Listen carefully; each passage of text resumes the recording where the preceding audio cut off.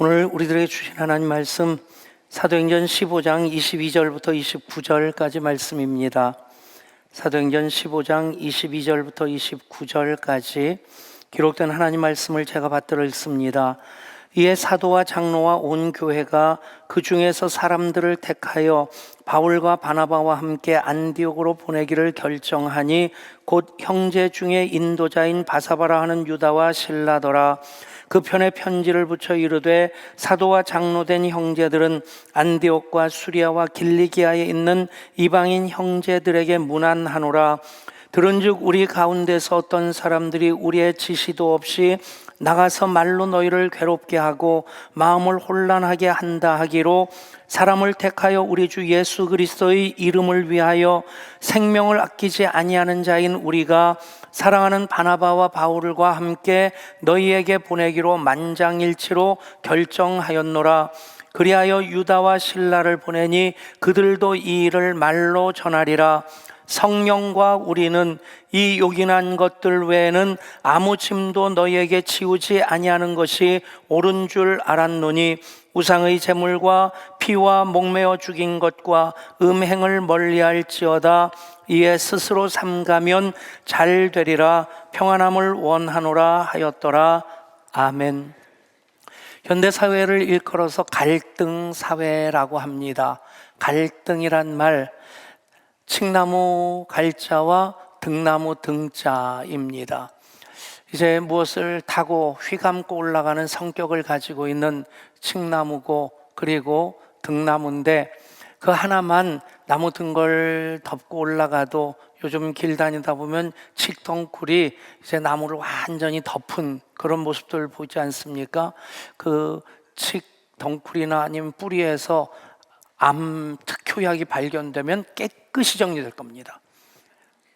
그걸 발견하는 분 돈도 벌고 환경 문제도 해결할 수 있을 텐데 어쨌든 너무 퍼져가지고 완전히 이렇게 덮고 있는 칡덩굴에 덮인 나무들은 광합성 작용을 하지 못해서 성장이 멈추게 되고 자칫하면 말라 죽는다고 얘기를 합니다. 그러니까 칡덩굴 하나만 감고 올라가도 참 복잡한 모양으로 보여지는데 그런데 거기다 등나무까지 또 휘감고 올라간다면 얼마나 복잡하겠습니까? 그런데 더 재미있는 것은 칡나무 덩굴은 이제 오른쪽으로 휘감고 올라갑니다. 등나무는 왼쪽으로 휘감고 올라갑니다. 하나님께서 참 재미있게 이렇게 질서를 정해 놓으셨는데 북반구에서 하수구에 물이 빠져나갈 때 보면요, 이제 오른쪽으로 이렇게 돌아서 내려갑니다. 적도 아래로 남반구로 내려가면 왼쪽으로 돌아서 물이 내려갑니다.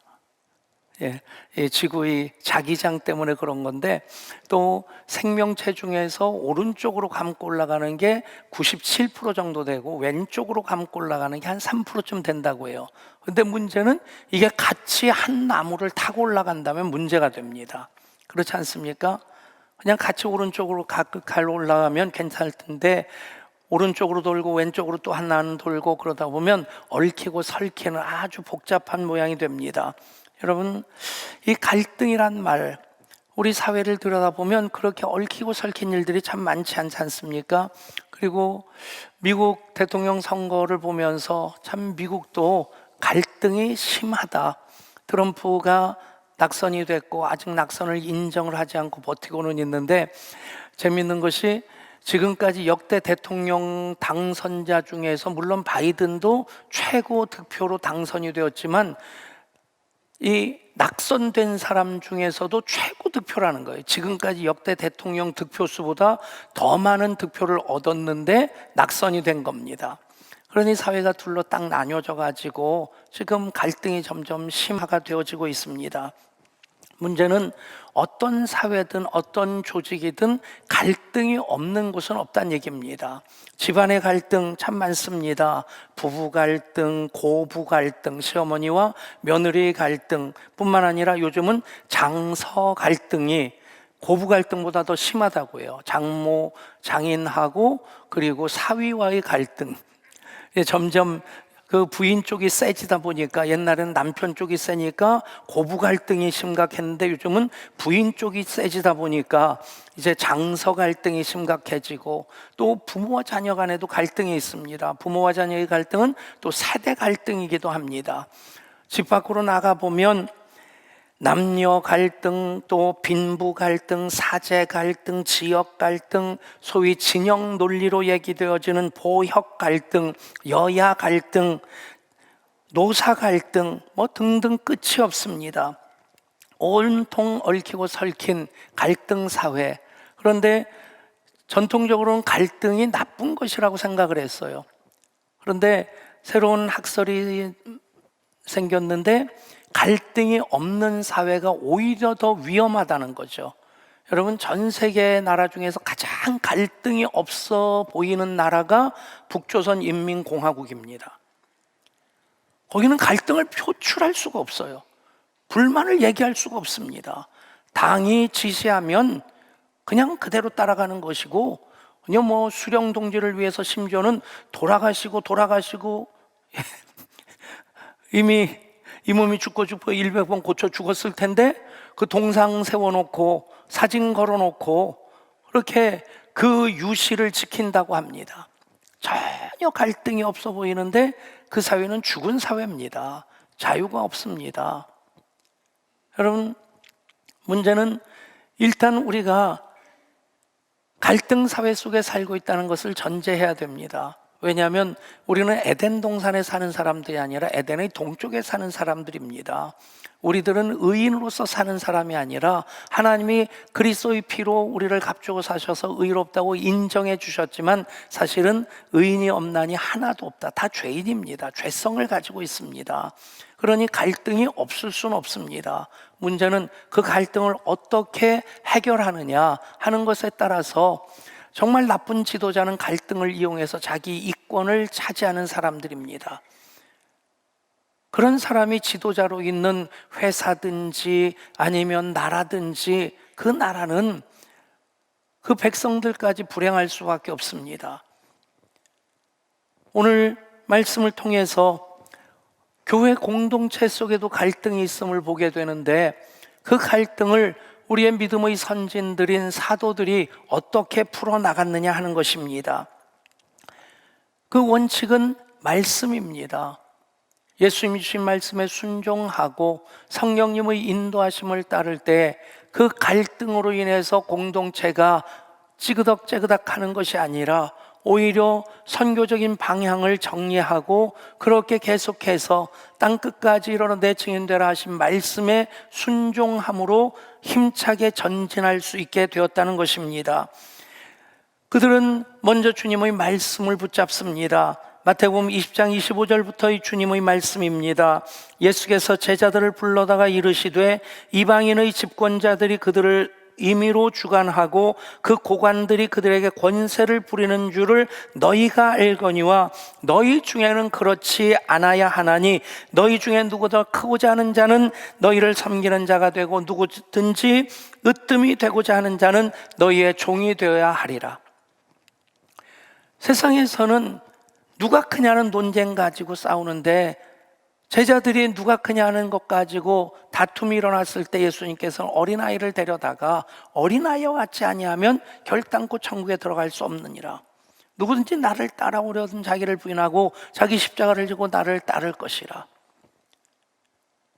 제자들은 그 갈등 상황에서 말씀을 붙잡습니다. 그리고 성령의 인도하심을 따릅니다. 성령과 우리는 그렇게 성령의 인도하심을 따를 때 갈등이 없었던 것이 아니라 갈등이 있음에도 불구하고 그 에너지를 창조적으로 그렇게 교회의 교회됨을 위해서 풀어낼 수 있었다는 것입니다. 그렇습니다. 성령과 우리는, 교회 공동체는 언제나 성령 공동체이어야만 합니다. 왜냐하면 성령으로 말미암아 교회가 탄생되었기 때문입니다. 우리가 그런 교회의 모델을 볼 수 있다고 하는 것, 그런 교회의 모델을 우리의 믿음의 대선배인 사도들이 만들어 주었다는 것, 정말 소중한 감사의 이유입니다. 그리고 그 비전, 그 영성을 이어받아서 우리가 20년 또 앞으로 20년 그렇게 주님 기뻐하시는 말씀 붙잡고 성령의 인도하심 따라 나가는 교회를 세워왔고 세워가고자 하는 것, 우리들의 또 하나의 감사의 이유가 돼야 될 줄 믿습니다. 어떤 상황이었습니까? 사도행전 전체의 흐름을 잠깐 살펴봅니다. 부활하신 예수님께서 제자들과 40일 함께 계십니다. 그러면서 마지막 승천하실 때 유언처럼 당부하신 말씀이 무엇입니까? 오직 성령이 너에게 임하시면 너희가 권능을 받고 예루살렘과 유대와 사마리아 땅끝까지로 내 증인이 되라. 그 말씀을 주시면서 약속하신 성령이 임하기까지 너희는 이곳을 떠나지 말라 당부를 하십니다. 그래서 그들이 마가의 다락방에 모여서, 다락방이 예배당처럼 넓은 건 아니지 않겠습니까? 뭐 그렇다고 공조시설이 있는 것도 아닙니다. 그곳에서 120명 제자들이 들어가서 오로지 기도하기를 힘썼습니다. 무엇을 위해서요? 약속하신 성령이 임하시기까지. 마침내 기도의 분량이 꽉 찼을 때 성령이 임하셨습니다. 불의 혀같이 갈라지는 것이 각 사람 위에 임하여 있게 됩니다. 예수님 6월절 어린 양으로 십자가 달려 돌아가시고, 그리고 사흘째 되던 날 새벽에 부활하셨고 40일 동안 함께 계셨고, 그렇게 보면 오순절에 성령이 강림하십니다. 제자들이 약속하신 성령이 임하기까지 이곳을 떠나지 말라 하신 말씀을 따라 마가의 다락방에서 10일 동안 계속 기도했다는 얘기입니다. 기도의 분량이 꽉 찼습니다. 그때 성령이 임하셨습니다. 그 일이 또 말씀의 성취가 됩니다. 요엘서의 예언의 말씀이 이렇게 성취되어지죠. 하나님 말씀하시기를 말세 내가 내 영을 모든 육체에 부어주리니 너희의 자녀들은 예언할 것이요 너희의 젊은이들은 환상을 보고 너희의 늙은이들은 꿈을 꾸리라. 그때 내가 내 영을 내 남종과 여종에게 부어주리니 그들이 예언할 것이요. 아멘. 그렇게 성령으로 말미암아 공동체가 탄생했습니다. 교회는 그래서 성령 공동체입니다. 그 교회를 통해 어떤 일이 일어납니까? 누구든지 주의 이름을 부르는 자는 구원을 얻으리라.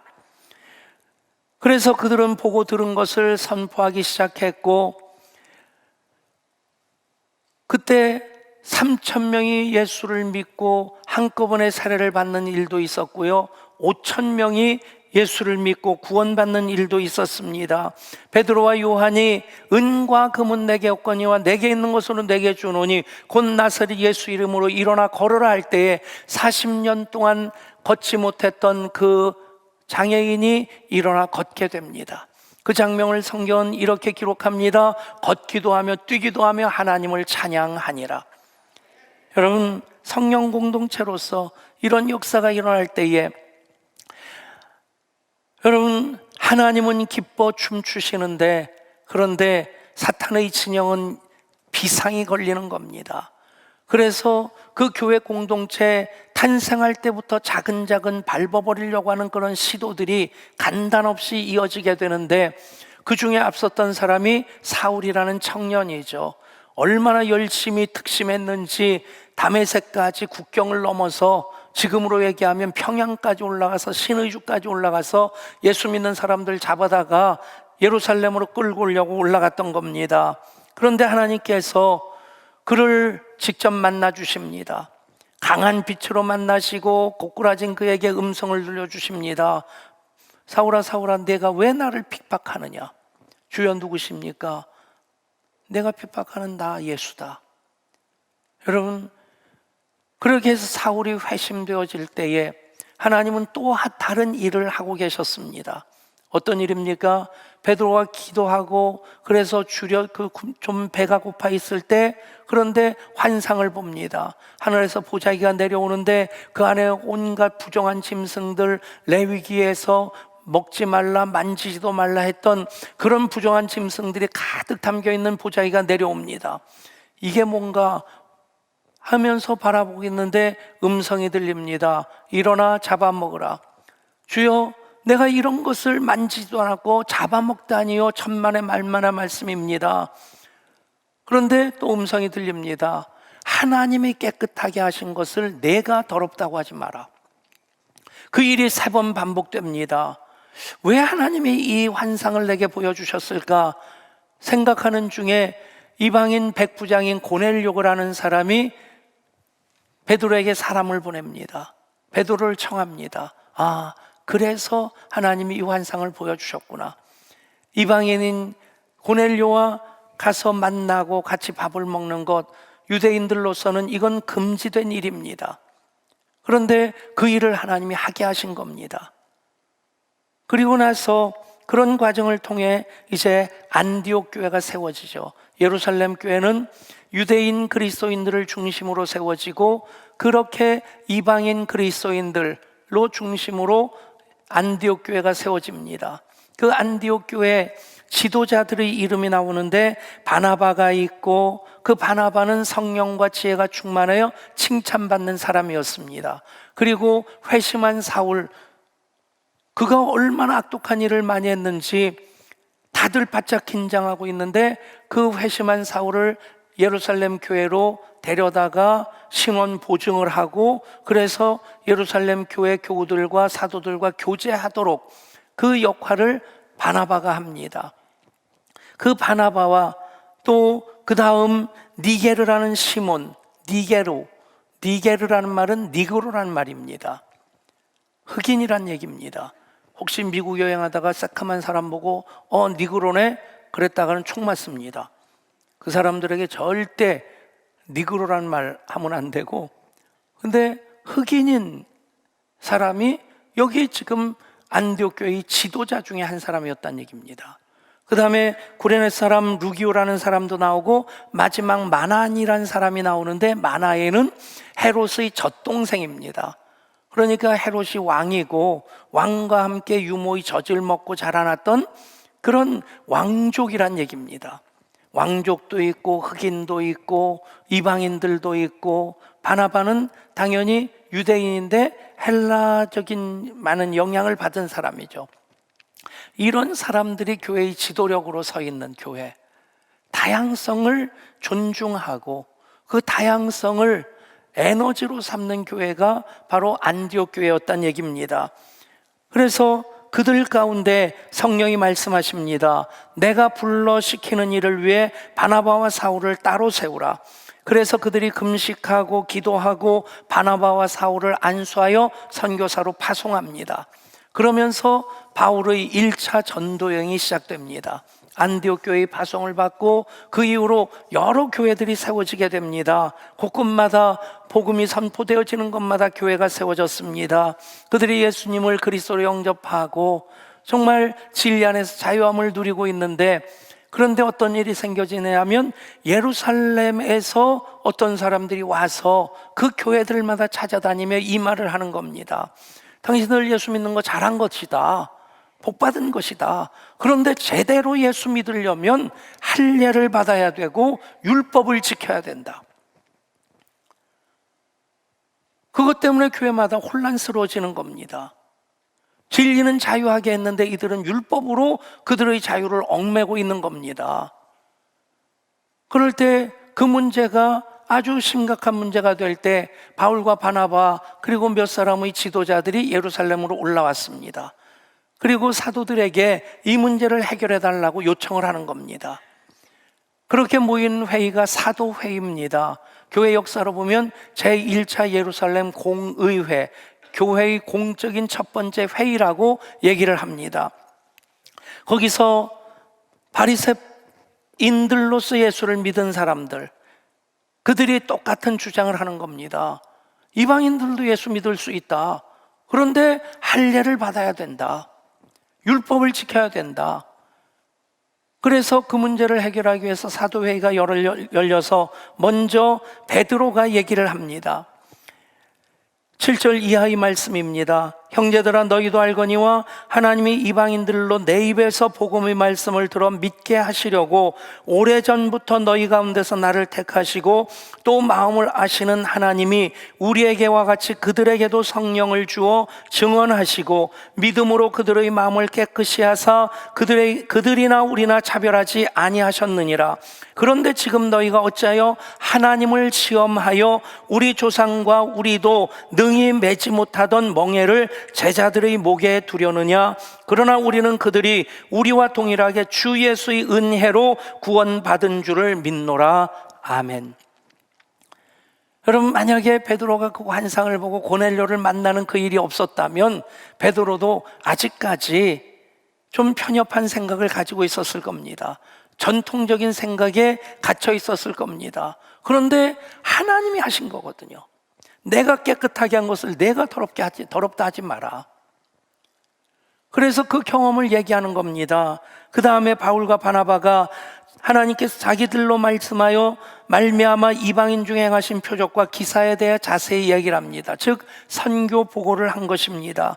그리고 나서 사도회의 의장인 야고보가, 예수님의 동생 야고보죠, 그 장로 야고보가 이제 전체를 정리하면서 얘기를 합니다. 그러므로 내 의견에는 이방인 중에서 하나님께로 돌아오는 자들을 괴롭게 하지 말고 다만 우상의 더러운 것과 음행과 목매어 죽인 것과 피를 멀리하라고 편지하는 것이 옳으니. 여러분, 성령과 우리는 이 요긴한 것 외에는 아무 짐도 너희에게 지우지 않은 것이 옳은 줄 알았노니. 여러분, 이 결정을 사도회의에서 했다고 하는 것 엄청나게 중요한 것입니다. 여전히 사람들이 오늘도 그렇습니다. 예수를 믿긴 믿는데 자기 경험, 자기 지식이 그 신앙의 전제 조건이 됩니다. 그것 가지고 다른 사람들을 또 판단하고 그래야 된다고 얘기를 합니다. 여러분, 코끼리 한 마리, 시각장애인이 다리를 만지면 커다란 기둥 같다고 할 테고, 배때기를 만지면 커다란 바람벽 같다고 얘기를 할 테고, 귀때기를 만지면 커다란 부채같이 생겼는데 되게 보드랍다고 얘기할 테고, 코를 만지면 커다란 파이프처럼 생겼다고. 그런데 여러분, 하나하나가 틀린 말은 아닌데 전체를 보는 정확한 말은 아닙니다. 우리가 신앙생활 하면서 조심해야 될 것이 내가 경험한 것이 다인 줄 알면 안 된다는 거죠. 내가 아는 것이 그것이 다인 줄 알면, 바리새인들이 그런 겁니다. 바리새인이었다가 예수를 믿게 된 그들이 그런 주장을 하는 겁니다. 자기들이 경험한 것만이 율법만이 전부라고 해서 그것을 지키라고 합니다. 그런데 그들을 향해서 베드로가 하는 말이 무엇입니까? 하나님은 차별하지 아니하시는데 너희가 왜 하나님보다 더 높은 사람이 되어서 그렇게 하나님은 풀어주셨는데, 하나님은 구원해 주셨는데, 하나님은 자유롭게 해주셨는데 너희가 그것을 매려고 하느냐? 여러분, 누가 하나님보다 더 높은 곳에 있을 수 있겠습니까? 교회는 성령으로 말미암아 탄생된 성령 공동체입니다. 교회는 언제나 하나님 말씀을 나침반으로 삼아야 되고, 그리고 성령의 인도하심에 순종을 해야만 합니다. 이 결정으로 인해서 교회는 갈등을 해결할 뿐만 아니라 그 에너지를 선교적인 에너지로 집중할 수 있게 되고, 이어서 2차, 3차 전도여행을 통해 기독교가 세계적인 종교가 되는 터전을 닫게 되고, 땅끝까지로 내 증인되라 하시는 그 말씀에 순종함으로 이루어가는 하나님의 역사가 된 것입니다. 여러분, 갈등이 없는 사회가 좋은 사회가 아닙니다. 갈등을 어떻게 풀어나가느냐에 따라서 그것은 공동체를 망가뜨릴 수도 있고 공동체를 다시 건강하게 세울 수 있고, 그 에너지를 쏟아 버릴 수도 있고 그 에너지를 창조적인 생산적인 에너지로 사용할 수도 있게 되는 것입니다. 그 핵심이 무엇입니까? 성령과 우리는.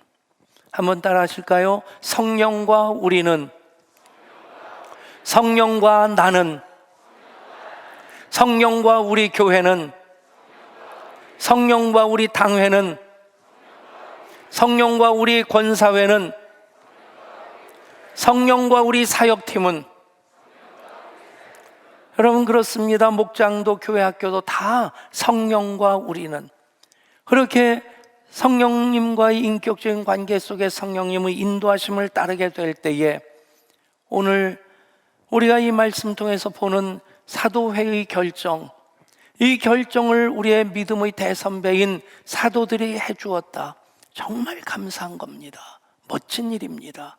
그리고 그런 일들이 교회에서 계속 이어지고 있다고 하는 것, 한국 교회에서 그런 아름다운 그 사례들이 많이 있다고 하는 것, 참 감사한 일입니다. 전라북도 김제에 가면 금산교회가 있습니다.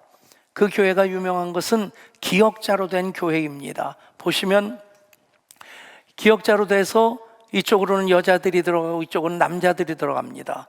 그 당시 사회가 유교적인 사회, 남녀 7세 부동석이기 때문에 남녀가 같은 예배당에 이렇게 앉아있다? 아주 버르장머리 없는 그런 모습으로 보여질 수밖에 없으니까, 그래서 일부러 기역자로 짓고 이쪽에 강단을 해서 서로 보지는 않지만 이제 강단은 볼 수 있는, 제 기역자 예배당으로 저 예배당이 문화재로서 보존이 되고 있다고 하는데, 그보다 더 아름다운 이야기가 이 교회에 있습니다.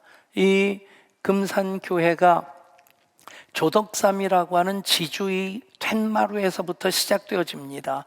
케이트 선교사가 그 지역에서 복음을 전하는데, 서양 사람이 와서 복음을 열심히 전하는 것을 이 조덕삼이 보면서 참 열심히다 해서 불러서 대화를 하는데, 자기가 믿는 예수에 대해서 예수님을 증거하고 이 가난한 나라를 부자 되게 하기 위해서 그렇게 복음을 전한다. 뜻이 참 기특해서 툇마루를 내어줍니다. 그곳에서 예배가 시작되고 그것이 금산교회의 시작이 되어집니다. 그런데 그 집주인은 조덕삼이고, 그리고 그 집에 이자익이라는 마부가 있었습니다. 이자익은 조덕삼과 15살 차이가 나는데, 멀리 마산 사람으로서 먹고 살기 위해서 일자리를 찾아서 두드리다가 여기 김제까지 올라온 겁니다. 그리고 조덕삼의 집의 문을 두드렸는데 눈빛이 초롱초롱한 것을 보고, 그래 우리 집에서 일하거라, 그래서 마부로서 일을 하고 있었던 겁니다. 같이 예수 믿은 거예요. 1905년에 같이 세례를 받습니다. 그 사이에 조덕삼이 자기 땅을 교회에 헌금을 해서 그곳에 작은 예배당을 짓게 됩니다. 예배당까지 짓고 교인들도 많아지니까 이제 장로를 세워야 되겠다. 장로 후보가 누구냐? 주인인 조덕삼하고 마부인 이자익입니다. 사람들은 당연히 조덕삼이 되겠지. 근데 투표 결과로는 이자익이 된 겁니다. 자기들이 뽑아놓고도 놀란 거예요. 야, 이제 우리 교회 큰일 났다. 저 조덕삼 시험 들어서 교회를 나가면 우리 교회 재정도 힘들어지고, 저 조덕삼 좋아하는 사람들 교회 떠나면 어떡할까? 그런데 그 선거 결과 딱 나왔을 때 조덕삼 영수가 일어나서 이 얘기를 합니다. 여러분, 우리 금산교회는 참으로 훌륭한 일을 했습니다. 우리 집에서 일하는 이자익 영수는 저보다 신앙의 열의가 대단합니다. 참으로 감사합니다. 참 좋은 사람을 잘 뽑으셨습니다. 그리고는 영수 그러면 오늘날의 안수집사급입니다. 영수로서 자기 집 종인 그 이자익 장로를 교회에서 존경하고 섬기는 겁니다. 그런데 집에 오면 주인이고 또 마부가 됩니다. 전혀 갈등이 없었다고 해요. 그리고 그 다음에 조덕삼 씨가 장로가 됐습니다. 장로가 돼서 어떤 일을 하느냐? 자기 사제를 털어서 이자익 장로를, 당신은 목사가 될 사람이다, 해가지고 평양신학교로 유학을 보내고 그 비용을 다 감당합니다. 유학을 마치고 목사 안수를 받았을 때 자기 교회 목사로 청빙을 합니다. 종이었던 15살이나 아래인 이자익을 목사님으로 섬기는 이 훌륭한 조덕삼 장로님. 나중에 이자익 목사님이 우리 교단의 총회장을 3번 하고 대전신학교 교장도 합니다. 대전신학교에서 학교 건물을 기념관을 봉헌할 때 그때 조덕삼 장로의 손자인 조세형 씨, 국회의원 하셨던 분이죠. 그분이 손자로서 오시고 또 이자익 목사의 손자인 그 대학 교수가 그 자리에 참석한 겁니다. 이분이 조세형 씨에게 가서 90도로 절을 하면서 의원님의 할아버지 덕분에 우리 가문이 이렇게 참 복받은 가문이 되었습니다. 여러분, 추수감사주일인 오늘 저는 성령 공동체인 교회가 정말 우리들에게 소중한 감사의 이유라는 것을 말씀드리고자 합니다. 우리 모두는 헤아릴 수 없는 감사의 이유로 살고 있는 사람들입니다. 더구나 감사하기 어려울 때에도 우리는 범사에 감사라는 말씀에 순종함으로 몸부림을 하면서일지라도 감사하려고 애쓰는 사람들입니다. 우리가 말씀의 사람들이기에 그리고 성령의 인도하심을 받기에 당연히 그래야만 합니다. 그런데 놓치기 쉬운 것이 있습니다. 우리는 다른 감사의 조건들에 대해서는 살필 수 있는 눈이 있는데 우리에게 하나님께서 그리스도의 몸인 교회를 허락하시고 교회의 지체 되게 하셨음에 정말 우리가 감사해야 한다는 것입니다. 더더군다나 성령 공동체로서 그 갈등 상황에서 성령의 인도하심에 철저하게 순종하면서 성령과 우리는 그런 교회의 모델을 세워준 그런 어려운 결정을 한 선배들에 대해서 감사한 마음도 있어야 되겠거니와 또 우리 교회가 부족함에도 불구하고 20년 동안 그렇게 이어왔고 앞으로 또 20년 그렇게 가고자 하는 그 비전이 있기에 우리는 또 그것을 진정 소중한 감사의 이유로 붙잡아야 된다 믿습니다. 여러분, 어려움이 없었을 때는 없었습니다. 지금은 다만 코로나19라고 하는 것 때문에 묶여 있을 뿐입니다. 어떻게 시련을 이겨낼 수 있겠습니까? 역경은 항상 있는데 공식처럼 말씀드릴 수 있는 것은 역경 지수보다 감사 지수가 더 커지면 됩니다. 아멘. 그러면 우리는 이기고 또 이길 수 있습니다. 감사의 이유 중에 우리가 교회의 공동체이고 교회 공동체의 일원이고 교회를 통해 주시는 은혜가 정말 소중한 감사의 이유라는 것을 확인할 때에 우리는 감사를 신앙 고백으로 풀어낼 수 있겠다 믿습니다. 우리 교회가 사도적인 그 아름다운 전승을 이어가는 교회인 것에 대해 우리가 감사할 때 우리는 성령과 우리는, 성령과 안수집사회는, 성령과 사역팀은, 성령과 목장은, 성령과 다음 세대는 요긴한 것들 붙잡고 다른 것들 우리가 거기에 에너지 쏟지 아니하고 오직 하나님 기뻐하시는 그 뜻을 위해 달려갈 수 있으리라 믿습니다. 우리 함께 찬양합시다. 찬양하라 내 영혼아, 찬양하라 내 영혼아.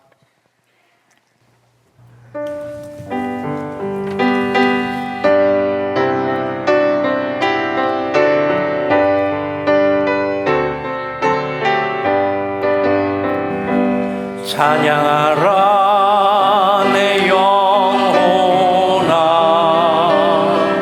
찬양하라 내 영혼아. 내 속에 있는 것들아 다 찬양하라. 감사하라, 감사하라 내 영혼아.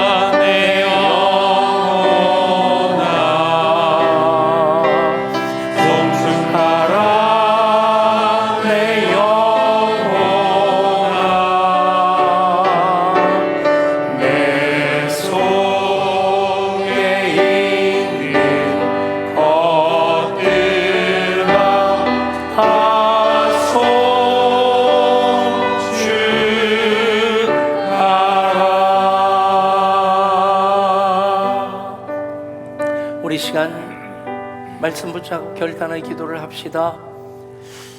하나님, 감사가 신앙 고백이 되게 하여 주옵소서. 신앙 고백으로 감사할 때에 우리로 성령 공동체인 교회에 속하게 하시고 교회의 일원이 되게 하시고 교회의 지체 되게 하심에 감사하십시다. 그리고 사도회의를 통해서 성령님의 인도하심을 따르는 교회의 모델을 우리로 보게 하셨습니다. 우리 교회가 그런 교회로서 계속해서 세워지게 하시는 것, 그 일이 또 우리에게 감사가 되기 소원하면서 우리 다 같이 합심해서 함께 기도합니다. 오 아버지 하나님, 말씀 붙잡고 다시 결단하며 기도합니다. 진정 감사하지 않고는 살 수 없는 우리들, 범사에 감사라는 명령을 받았습니다. 그 말씀을 성령의 인도하심 따라 풀어낼 때에 정말 소중한 감사의 이유, 주님의 몸인 교회이고 교회의 지체로 우리가 속해 있다는 것이고 내가 교회라는 그 사실이 정말 소중한 감사의 이유가 되게 하여 주시고, 그리고 사도회의를 통해서 갈등을 성령님 인도하심 따라 풀어낸 그 모습 보게 하심도 감사하고, 그 교회를 또 우리가 계속해서 세워나갈 수 있음에도 감사하는 우리들 되게 하여 주옵소서. 그래서 그 감사가 하나님 진정 기뻐 받으시는 아름다운 감사, 신앙 고백으로서의 감사되고, 그 감사가 점점 커져서 어떤 역경과 환란이 있다 할지라도 이기고 또 이길 수 있는 감사의 사람으로 우뚝 서게 하여 주시옵소서. 하나님, 감사를 신앙 고백으로 붙잡습니다. 그래서 우리가 생각하는 것, 판단하는 것으로 감사를 제한하지 말고 오직 주님 행하신 모든 것들을 감사로 끌어안게 하여 주옵소서. 감사의 이유 중에 가장 소중한 것, 우리가 교회라는 것입니다. 그리고 사도회의를 통해서 교회의 교회됨의 아름다운 모습을 보게 하셨습니다. 우리 또한 그렇게 20년 왔고 앞으로 20년 가기를 소원합니다. 그래서 더 감사한 우리들 되게 하여 주옵소서. 우리 주 예수 그리스도 이름으로 기도드리옵나이다. 아멘. 이 시간 우리 예고 친구들 특별 순서 있습니다. 특별 순서와 함께